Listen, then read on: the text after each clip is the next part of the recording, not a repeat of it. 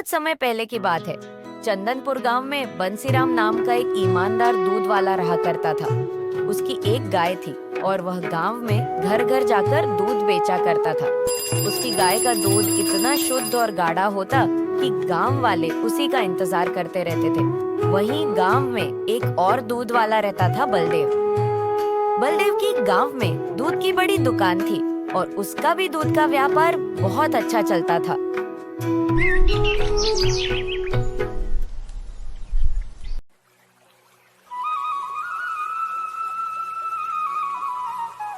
अरे राधा, सुनती हो? जल्दी से बाल्टियां दे दो। सूरज निकल आया है पूरे गांव में। दूध देने जाना है आज। पता नहीं इतनी देर कैसे आंख लग गई। बाल्टियां पहले ही तबेले में रख दी हैं। अब आप बस दूध निकालना शुरू कीजिए। बंसीराम दूध निकालता है और फिर दूध बेचने के लिए गांव की ओर निकल पड़ता है।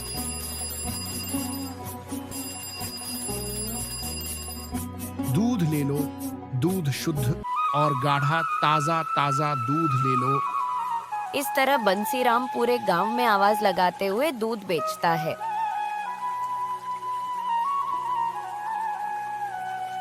अरे बंसी बेटा, जरा 1 किलो दूध देना।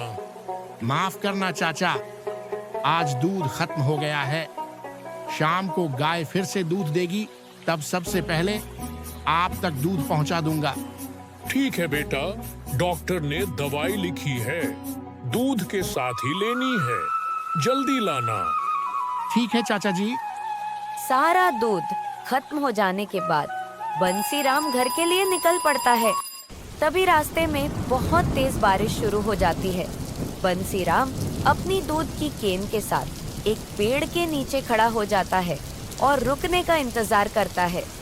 थोड़ी देर बाद बारिश बंद हो जाती है और बंसी घर के लिए निकल पड़ता है।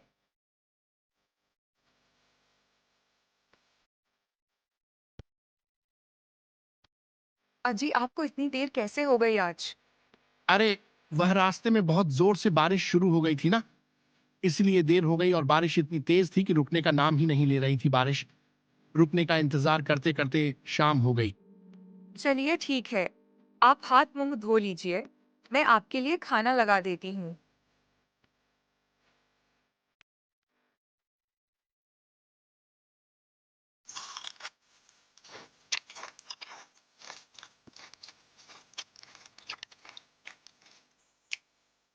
सुनो राधा, मैं थोड़ी देर आराम कर लेता हूं। तुम गया का दूध निकाल लेना।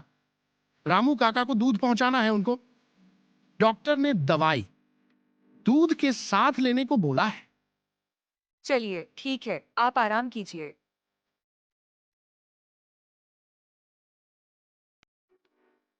ठीक है राधा, मैं जा रहा हूं, जल्दी ही आ जाऊंगा। ठीक है, ध्यान से जाना। और हाँ, आते समय समोसे लेते आना। आज बहुत मन हो रहा है समोसे खाने का बारिश के मौसम में। रामू काका, ओ रामू काका, घर पर हो क्या? अरे बंशी बेटा, तुम आ गए। मैंने सोचा तुम नहीं आ पाओगे, बारिश जो इतनी तेज थी।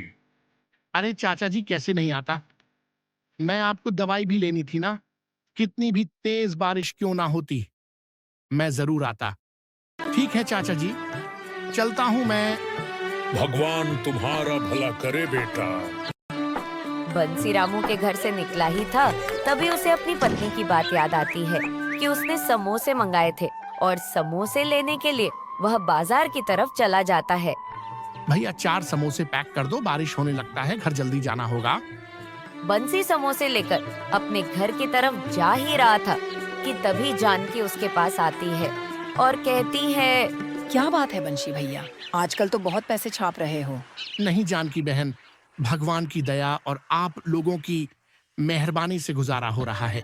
अच्छा सुना है सरला का बेटा पिछले कुछ दिनों से बहुत बीमार चल रहा है और डॉक्टर ने कहा है कि मिलावटी दूध की वजह से यह सब हुआ है और गांव में बहुत सारे लोग भी बीमार पड़ रहे हैं।